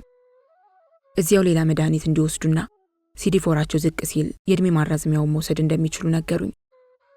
ለምን አትነግሪያቸው አለኝ ሐኪሙ። በፍጹም በተለይ እሷ ራሷን ታጠፋለች አልኩት። ለእናቷም አልነገርኳትም። በችግር ስላሳደገቻት ይህን መርዶ ብነግራት ታብዳለች ወይ በድንጋጤ ትሞታለች። ሁኔታውን ለቤቶቼ ነገርኳቸው። እንዲጠነቀቁ አሳስቤ በምንም አይነት እንዳያገሏቸው አጥብቄ ተማጸንኳቸው። የምችለውን ያህል ተንከባከብኳቸው። ጥሩ ምግብ አዘጋጀሁላቸው። መንፈሳቸው ዘና እንዲል ጥራለሁ። በመሸ ቁጥር ሞቴ የሚቀሩ እየመሰለኝ በስጋት ተሰቃየሁ። አንድ ያዝ ሌላ ጊዜ ለቀቅ ያደርጋቸዋል። ሻለ ሲላቸው እስከ መጨረሻ ሄዳኑ ይመስለኝና ደስታዬ ወሰን ያጣል። ህመማቸው የበረታባቸው ዕለት ደግሞ ከነሱ ብሽ የማቃሰት ነው ነው። ሕፃኗ ልጃቸው ብትተርፍ ብዬ አስመረመርኳት። ወደ ሐኪም ከመሄዴ በፊት በአያሌው ጸለይኩ። ቤቶቼም ተጨነቁ። በመጨረሻ ግን ሕፃኗ ከቫይረሱ ነፃ መሆኗን ስናውቅ ሁላችንም ተያይዘን እልላልን። ገብርኤል ከሰዓት ያወጣት መሰለኝ። አሁን ደግሞ ሌላ መሰናክል ገጠመኝ። ግን መሰናክል ይባላል እንዴ? እንጃ። ብቻ ደርሶ ጭንቅ ይለኛል። ደረቴ ላይ ፈትሮ የሚይዘኝ ነገር አለ። ህመም አይደለም፣ ገብቶኛል። ግን የገባኝ ነገር ነው ብዬ መቀመጥ አልፈለኩም። ውጭ ያለው ስልክ ጠብቃለሁ። ከአንድ ሰው ድምፅ ጠብቃለሁ። ከአንድ ሰው መልእክት ጠብቃለሁ። ከውጭ ወደ ቤት የሚገቡ ካሉ የምጠብቀው ሰው ካልሆነ ብስጭት ያደርገኛል። ስልኬ ሲጮህ እንደ ልጅ ተሽቀዳድሜ ያነሳና የምጠብቀው ድምፅ ካልሆነ አላናገርም። የስልኩን እጀታ ቤት ውስጥ ላለ ሰው አሳልፌ የለችም በሉላለሁ። እንዲህ እኮ ሆኜ አላውቅም። ግን ወዴት እየሄድኩ ምን እየነካኝ ነው? ከስሜት የተነስቼ ምን ውስጥ እንደገባው አውቄዋለሁ። ሆኖም መድፈር አልቻልኩም። ያ ስም አይጠሬ ነው ለማለት አቅም አጣሁ። እኔ እኮ ከዚህ በፊት ከአንዴም ሁለቴ ትዳር መስርቻለሁ። በህይወቴ የተደሰትኩት አርያን ሳገባ ነበር። ያን የተደሰትኩ እንጂ ፍቅር አልያዘኝም ነበር ማለት ነው። ልክ ነው። ምክንያቱም አሁን የሚሰማኝ ስሜት ያን ያልነበረማ። ጋብቻ መመስረቴ ብቻ አስደስቶኝ እሱ ለኔ የነበረው አክብሮትና ፍቅር ስቦኝ ገባው እንጂ እኔ ዘንድ ልብ ፈታኝ የሆነ ስሜት አልነበረም። ሁለተኛው ጋብቻ ደግሞ ይባሰ ነበር። እንኳን ፍቅር ደስታም አልነበረው። ሲጀመር የጥቅም ድርድር ያካተተ ነው። ለዚያ ነው መጨረሻ ያላማረው። እሺ አሁንስ ምን ውስጥ ነኝ? ይህ አዲስ ስሜት ያረጋገጠልኝ ነገር ምንድን ነው? ፍቅር? እንዴት ታዲያ ካልሆነ የሚንከባከበኝ የሚያስብልኝ ያ እንደ ወንድም እንደ እህት እንደ ጓደኛ የሚሆንልኝን ሰው ስለምን ይህን ያህል ናፍቃለሁ? ቅድም እኮ አብሮኝ ነበር እና በዚህ ባጭር ጊዜ ውስጥ እንዴት ናፈቀኝ? ያውም እኮ ተራ ናፍቆት አይደለም። አልቅሽ ይለኛል። ምግብ መብላት ያስጠላኛል። ሁሉንም አታናግሩኝ ይላለሁ ራሴን እስክታዘብ ድረስ። ሲመጣማ ታመምኩ ብዬ እንክብካቤውን እቀላውጣለሁ። ለእኔ ሲጨንቀው ደስ ይለኛል። መካከላችን ሰው ባይኖር ደስታዬ ነው። ለአንዳንድ ጉዳይ እንኳን ቤቶቼ ሊያናግሩኝ ሲሞክሩ ፊቴ እንደረመጥ ሲገላምጣቸው ለራሴ ይታወቀኛል። እና ይሄ ምንድን ነው? ፍቅር ነው ካላችሁ እስከ ዛሬ ፍቅር ይዞኝ አያውቅም ነበር ማለት ነው። አሁን ያዘኝ። አቤት!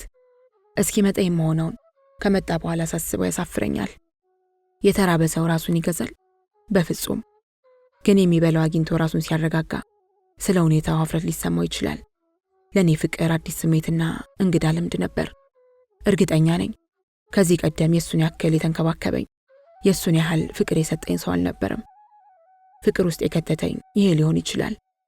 ቢሆንም ሰውየው ለጋብቻ ሲጠይቀኝ የአፍላ ልጃገረድ ያህል ብደሰትም አንዲት አፍላ ወጣት እንደምታደርገው ዘልዬ አላገባሁትም። ዕድሜ፣ ሕይወት፣ ልምድ የጠቀመኝ እዚህ ላይ ብቻ ነው። መካከላችን አንድ ትልቅ ልዩነት ነበር፣ የሃይማኖት። እናም እሱን ማጣት ለኔ መከራ እንደሆነ እየገባኝ አይሆንም አልኩት። እሱም እግዚአብሔር ይስጠው ከኔ በላይ ብዙ ታግሶና ብዙ ተጉዞ ልመናውን አጠናከረ። ለኔ ሲል ሃይማኖቱን ቀይሮ ወደ ክርስትና መጣ። በዚህም ቤተሰቦቹን እስከ ማጣት ደረሰ። ለአንዲት ሴት ከዚህ በላይ ዓለም አለ። ደስታ ውስጥ ገባሁ። ለትዳርማ ከዚህ ቀደም ትዳር አልነበረም። ፍቅርን ጣሪያና ግድግዳ አድርጌ ልኖርበት ሰተት ብዬ ገባሁ። ይሄ ነው እውነታው። ከባሌ ማጸፋውን አላጣሁም። ልቡን ሰጥቶኛል፣ ሕይወቱን ሰጥቶኛል፣ ጸጋውን ሰጥቶኛል። ነገር ግን ተፈጥሮ አንድ ትልቅ ጸጋ አጉድላብኛለች። ጎዶሎ ደግሞ አንድ ልጅ፣ አንድ ፍሬ ብቻ የሰጠችኝ መሆኑ ነው። እሱ ደግሞ ሕፃናትን ሲያይ አይኑ የሚንከራተት ሰው ነው። ስለዚህ ልጅ የመውለድ ጉጉቴ ዳግም ተቀሰቀሰ። እሱም አበረታታኝ። የነበረውን ቤቱን ሸጦ ለማህፀን ሕክምናሽ ብሎ ሰጠኝ። እቁብም ነበረው። ደርሶ ሲቀበል ወደ እኔ አስተላልፎ በደንብ ታከሚበት አለኝ። ይሄ ለእኔ በገንዘብነት ብቻ የሚመዘን አልነበረም፣ የፍቅር ጭማቂ። እናም ባክስቴ መብራቴ ትብብር ለማህፀን ሕክምና ወደ ደቡብ አፍሪካ ተጓዝኩ። መብራቴ ቀደም ብላ ዶክተሮችን አነጋግራ ቀጠሮ አስይዛልኝ ነበር። እዚያ እንደደረስኩ ያለ ብዙ ውጣ ውረድ ወደ ሕክምና የገባው። ቆይታዬ ለ6 ወራት ነበር። እዚያ ያለው ስለ ልጄ ሩታና ስለ ንግሥት በብዙ አስባለሁ። ያሳለፍኩት ጊዜ ጭንቅ ነበር። የፈራሁት አልቀረም። ከእህቴ ደብዳቤ ደረሰኝ። ንግሥት የወር አበባዋ እንደቀረባትና ጤነኛ ያልሆነ ስሜትም እንደሚሰማት ጨምራ ነገረችኝ። ግር አለኝ፣ ደስታም ተሰማኝ። በል እግዚአብሔር የሚወለደውን ልጅ በጥበብ ጤነኛ አድርገህ ስጠኝ ብዬ ጸለይኩ። ወዲያው የአንድ ሐኪም ስም ነግሬ እሱ ዘንድ እንድትሄድና የሚሰማትን ሁሉ እንድትነግረው መረጃ ሰጠኋት። ውርጃ የሚባል ነገር አደገኛ ነው፣ አያስፈልግምም አልኳት። ሕክምናዬን ስከታተል ቆይቼ ያለምንም ውጤት በሐዘን ከደቡብ አፍሪካ ስመለስ የኤችአይቪ ቫይረስ ከእናት ወደ ልጅ እንዳይተላለፍ የሚያደርግ ሕክምና ጥቁር አንበሳ ተጀምሯል መባሉን ሰማሁ። ንግሥትን ይዣት ሄድኩ። ሙሉ በሙሉ ውጤታማ ባይሆንም እንደ እግዚአብሔር ፍቃድ ሕፃኑ ነፃ ሊሆን ይችላል አለኝ የሚያክማት ሐኪም። 9 ወር ደርሶ እስክትወልድ ድረስ አብሬያት ነበር ያረገዝኩት ብል ማጋነን አይሆንም። ለማንኛውም ጥቅምት 4 ቀን ከቀኑ 5 ሰዓት አካባቢ ንግሥት ወንድ ልጅ በሰላም ተገላገለች። እልል አልኩ። ወዲያው ግን ሌላኛው ችግር የፊት የተደቀነ። እንዴት ነው ልጅሽን አታጥቢ የምላት? ቢጨንቀኝ አንቺ ተጎድተሻልና ማጥባት የለብሽም ስላት እግዜር ይስጣት ሳትጠራጠር አምና ተቀበለችኝ። በስህተት ሌላ ልጅ እንዳይደገም በመስጋትም ሰርታችሁ መሻሻል ስትችሉ አከታትላችሁ በመውለድ ችግር ውስጥ መውደቅ የለባችሁም የሚል አሳማኝ ምክንያት ሰጠኋቸው። ግንኙነት ሲያደርጉ ኮንዶም እንዲጠቀሙ አሳሰብኳቸው። ዋናው ምክንያቴ ግን ሌላ ልጅ እንዳይመጣ ሳይሆን የቫይረሱ ነገር ነበር። የዚህ የተወለደው ልጅ ጤንነት መች ተረጋገጠ ገና። አንድ ቀን ሕፃኑን አስመረመርኩት። ከፍርሃቴ የተነሳ ሳመነታ ብዙ ቆይቻለሁ። በኋላ ላይ እንደምንም ጨክኜ ወሰድኩትና ተመረመረ። ነፃ ሆነ። በደስታ መሬት ላይ ወድቄ ተንከባለልኩ። ሰራተኛም ቀጥሬ በጡጦ አሳድገው ጀመር። በዚህ እሚይዝ የምጨብጠውን ባጣሁበት ሰዓት የሁልዬ አስተዋጽኦ ልዩ ነበር። ደቡብ አፍሪካ ደርሼ እስክመለስ የቤቱንም የቡና ቤቱንም ስራ ቀጥ አድርጋ ይዛልኛለች። ውለታዋን መድኃኔዓለም ለመክፈል ያብቃኝ። ቦታውን ቆርሶ የሸጡልኝ ሰዎች ቦታውን አጥረውታል የሚል ሌላ ራስ ምታት ወሬ ሰማሁ። ቦታውን የሸጡልኝ ሰዎች ልጅ ቦታው ዝም ብሎ ከሚቀመጥ እኔ ልግባበት ሲለኝ አልተቃወምኩትም ነበር። አሁን ደግሞ ካጥሩ አልፈው ሽንት ቤት ሰርተውበታል። ሁኔታውን ለማጣራት ቤታቸው ሄድኩ። የሸጣችሁልኝ መሬት ብቻ ነው እንዴ ብዬ ጠየቅኳቸው። አዎ የእናትየው መልስ ነበር። ባለቤቴ በዚህ በኩልም ሊያጥሩት ነውና መላበይ አለኝ። ነገራቸው አልጥም ሲለኝ የውሉን ወረቀት እንዲሰጡኝ ጠየቅኳቸው። እምቢ አሉ።